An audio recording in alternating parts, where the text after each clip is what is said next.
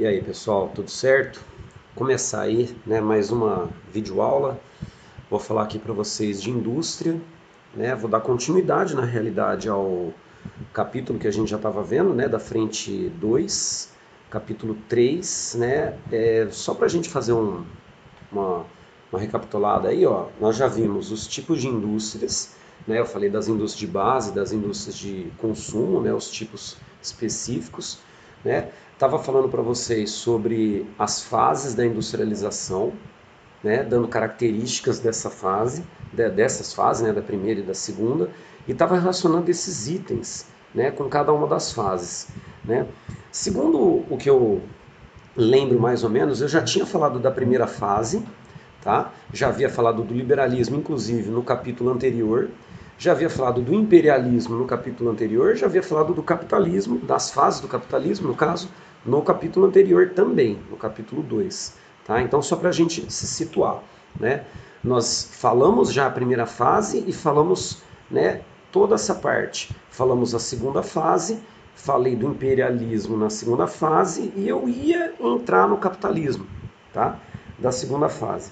Se tiver alguma sala um pouco a mais na frente, um pouco, né, atrasada, qualquer coisa, vocês me avisam aí se eu não falei alguma coisa, beleza?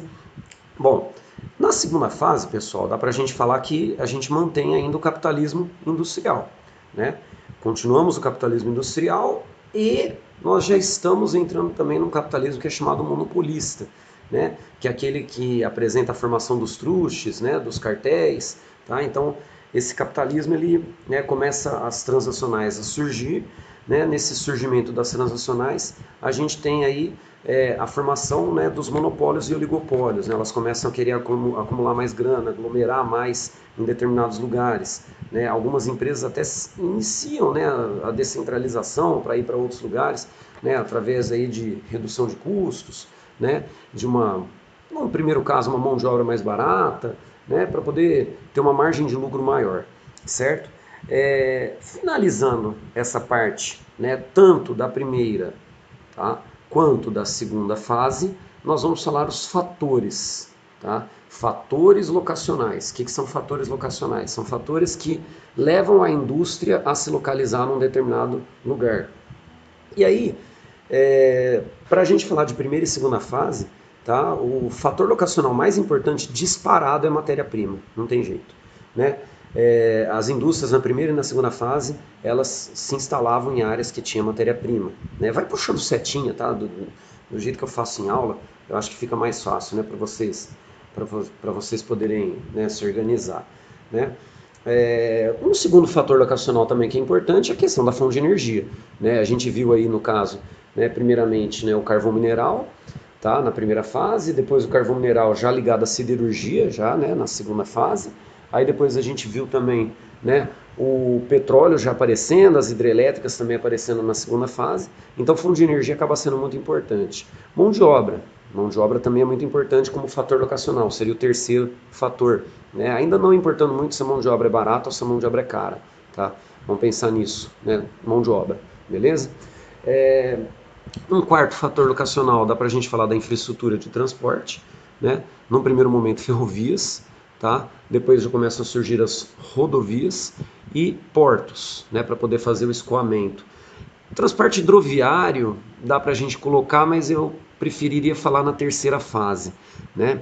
Aeroviário também falaria na terceira fase. Aí depois isso aí seria para uma outra aula, beleza? Daria para a gente falar também, né, como um quinto fator locacional, a questão do mercado consumidor, né? As indústrias, elas iriam se localizar numa região que, obviamente, né, tem gente para comprar, tem gente para consumir os produtos que seriam produzidos. Beleza? Bom, falando dos fatores locacionais, agora a gente vai passar para os modos de produção, certo? E aí, gente, os modos de produção, a gente vai destacar o modo de produção fordista, esse em azul, e o modo de produção toyotista, tá? Esse aqui em vinho, roxo, sei lá que porra de cor que é essa, tá? Bom, o azul aqui, pessoal, o fordismo, ele tem né? Aí vocês vão anotando, tá? À medida que eu vou falando, vocês vão anotando, né? Do jeito que eu faço em aula. Eu fico meio preocupado e espero que vocês anotem essas porra toda que eu tô falando, hein? É como se eu estivesse dando uma aula, tá? Por favor, hein? Anota tudo isso. Então, olha só. O Fordismo ele surgiu ali nos Estados Unidos e ele foi inspirado pelo Taylorismo. Não confundam Taylorismo com Toyotismo, por favor, tá? Não confundam. Taylorismo, né, é uma ideia. Frederick Winslow Taylor, né, por volta ali do começo do século XX, mais ou menos ali 1910, ele escreveu uma ideia, tá, que a produção na indústria seria muito mais dinâmica, seria muito mais produtiva, né? Produção produtiva, né? Mas dá para entender o que eu quis dizer, se houvesse uma divisão entre a força braçal, que seriam os operários, né? Essa galera toda que está trabalhando aqui, ó, né? E a força mental, que seria o cara que gerencia, né? Vai ter um cara aqui falando, ó, faz dessa maneira, ó, fulano, você está fazendo errado e tal, entendeu? Seria dessa forma. Bom, o Ford nos Estados Unidos, ele vai pegar essa ideia e vai colocar em prática. Por isso que dá para a gente falar em sistema Fordista. E aí vamos anotar algumas características desse sistema Fordista. Primeiro, ó, esteira, tá vendo aqui? Né? Esteira de produção. Segundo, ó, produção em série, tá vendo? Ó, cada um faz uma função e esse cara aqui vai morrer fazendo essa função, ele só vai fazer isso. Esse aqui só vai fazer isso. Esse aqui só vai fazer esse negócio aqui. E aí vai, certo? É aquele trabalho que a gente fala de trabalho repetitivo, né? E até mesmo alienado, né? Porque o cara não conhece as outras funções dentro da indústria, tá? Olha isso, ó, estoque, né? Produzir para ter acúmulo, para ter um monte, dá uma olhada, né? Estoque, tá vendo a produção padronizada, né?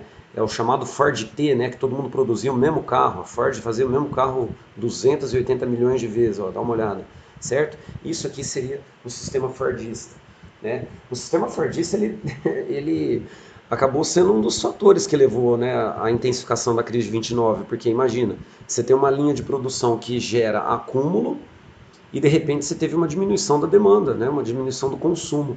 Acumulou, não vendeu, desvalorizou, diminuiu o valor das ações, quebrou a bolsa, né? Basicamente foi isso. Bom, esse sistema fordista ele vai durar pelo menos até os anos 60 como predominante. Tá? Ele ainda é usado hoje, não confundam. Né? Se a gente pegar uma linha de montagem numa indústria calçadista, ele continua sendo utilizado, certo? Agora, nos anos 60, lá no Japão, né, nós temos o toyotismo. Né? Por que indústria automobilística? Porque produz em larga escala.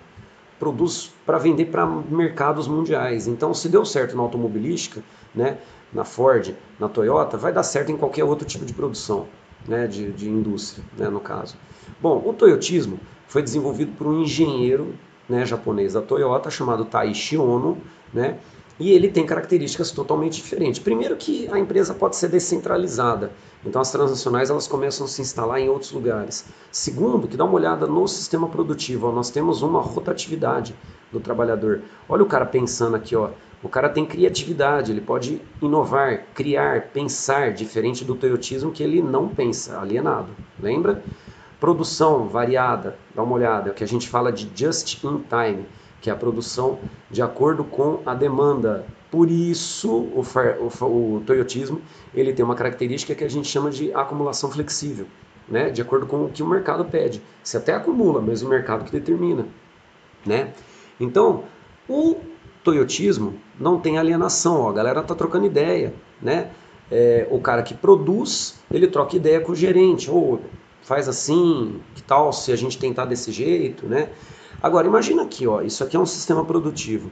De repente está faltando um componente. O cara vem, coloca um cartãozinho colorido fora da área produtiva, a pessoa, né, que cuida dessa área, ela vai coletar esse cartão e vai substituir aquela peça de maneira imediata. Né? Esses cartões aí, eles são chamados de Kanban, né? Cartões coloridos. Dá para a gente falar também dos círculos de controle de qualidade, CCQ, né? Que é para fiscalizar né, todas as etapas para evitar falhas, para evitar problemas, né? Então a gente tem essa questão aí de um carro japonês que seria um carro que tem uma durabilidade grande, né? Tem defeitos minimizados, não vou falar que não tem defeito, mas os defeitos são minimizados. Beleza? Então, ó, com os modos de produção a gente mata essa primeira parte.